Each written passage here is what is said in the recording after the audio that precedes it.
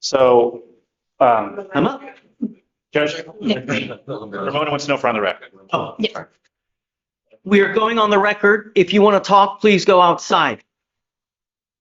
Judge, Hold on. So we're on the record. It cause number 253-4377, 2505-146. I think that's all we have here, right? Yes. Yes. Okay, so guys, for the record, please announce yourselves. State. Anna Eady, EADY, for Mr. Wiggins. Defendant Munier spelled M-U-N-I-E-R, also for the defense. So hold on, before you get into anything, state. You wanted to bring something to the court's attention. Yes, Judge. So we had received a call that Mr. Wiggins was in violation of the protective order that was in this VPO and that he was reaching out to the complainant witness in this case.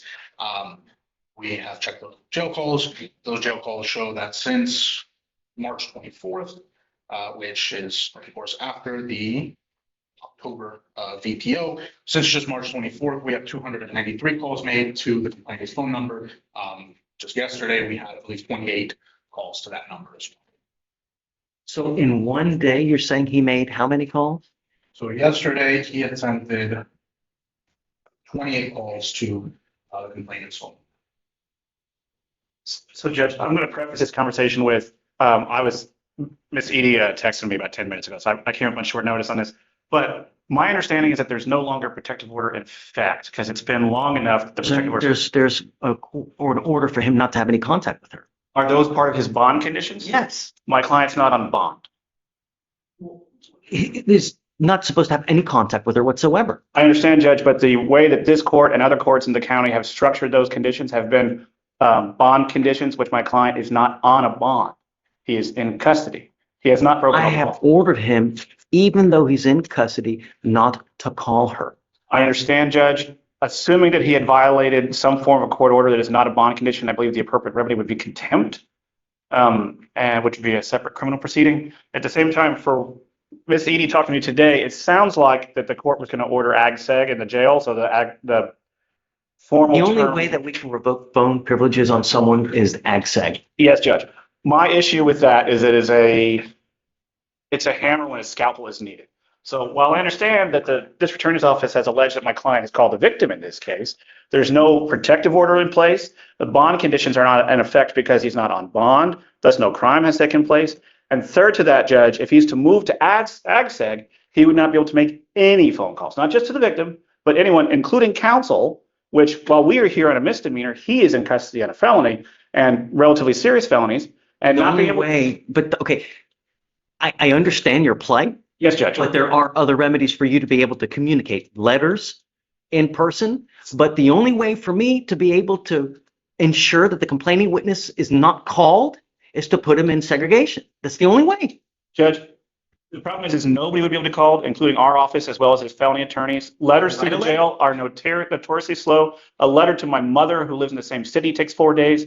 Add in the jail, you're taking over And a I'm week. willing to put him on the docket one time a week so you guys can have contact. Which the problem is, Judge, we would no longer be able to have any form of private contact, and that would only take care of the misdemeanor and not the felony. And not to be impolite, Judge, him having conversations with us are saying, hey, what's going on with the felony?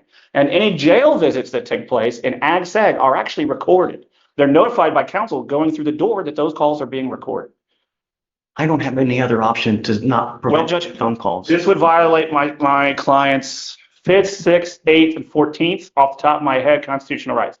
Right, self-incrimination because every conversation is going to be monitored going in and out of the jail because they're going to be recorded via jail visits. He will no longer be able to have private visitation inside the courthouse. You can pull him out. You can have private visitation in the rooms It's there. not about me, Judge. It's about felony court. It's a serious issue, but that's the. Why are you worried about felony court? Because that's why he's in, Judge. It's also in because of ours. Our bonds are at $60,000. I understand, Judge, but the reason that this is taking as long as it is and it's been taken as serious as it is because he's in custody on a felony. And this court making him to where he cannot participate fully with counsel is. There are other means for you guys to participate, but I've ordered you not to have contact with her. You've called her now over 300 times.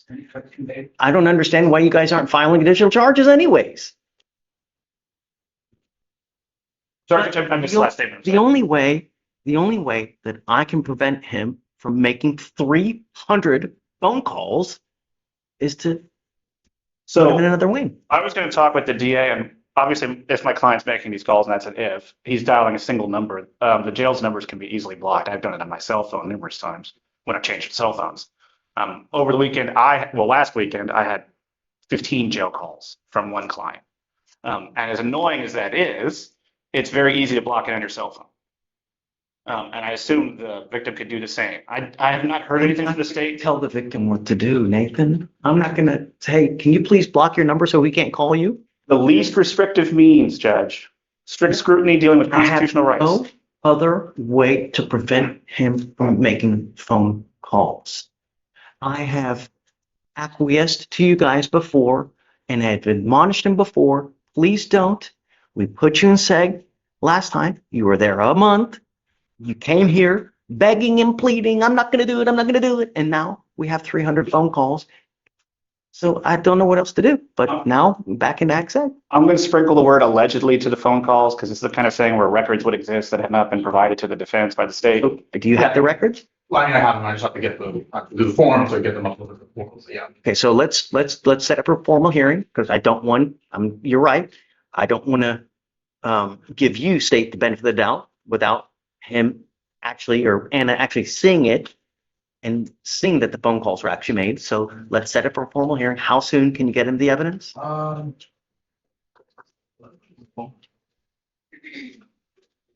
think the last time that I got killed. I mean, it could be tomorrow, it'll be a few days, so, you know, I don't know if we want to set off next Monday or something like that. I think I should have, by then, this is just the one that actually connected with Spanish, so it makes sense. And if we could keep him in normal population so that we can visit him, as does his family counsel and make Mr. Wiggins, complaints. have you signed an affidavit from today promising me you're not going to reach out to the complaining witness in this case by any means? If you do, I can have a contempt hearing, and every single time it's punishable by up to 6 months in jail and a $500 fine per the advice of your lawyer. Because he thinks this is the correct avenue instead of AGSEG. Do you understand? No. Don't contact the complaining witness. Don't use anyone else to contact the complaining witness. Don't use anyone else's number to contact the complaining witness. I'm going to rephrase what he just said. That means calls going through third parties. So if you call mom and have mom call her, that's against the rules. If you call mom and have mom forward the call, that's against the rules, et cetera, et cetera. Yeah. Okay. This is the affidavit that you're going to sign promising me you're not going to contact her or the complaining witness in any of my misdemeanor cases. Do you understand? Okay, so you want to set up for Monday? Okay, but just get it as soon as you can, get it to them. Have a hearing on Monday to see whether he's actually making phone calls that we ordered him not to. This is you swearing that you will not make these calls. And let it be clear that I truly have no least restrictive means than to deny his ability to make phone calls to the complaining witness. There really is no less restrictive means. Judge, my understanding is that the jail can prevent Mr. Wiggins' SPIN number from calling him. In the last time, he used someone else's SPIN number to make the phone calls. And with that, So, Yeah. well, we'll see this time. I don't know. Okay, all right. just always tell the record, Mr. Wiggins, I want you to make this aware that this is the court having you swear, which is legally binding, that you will not be making any calls.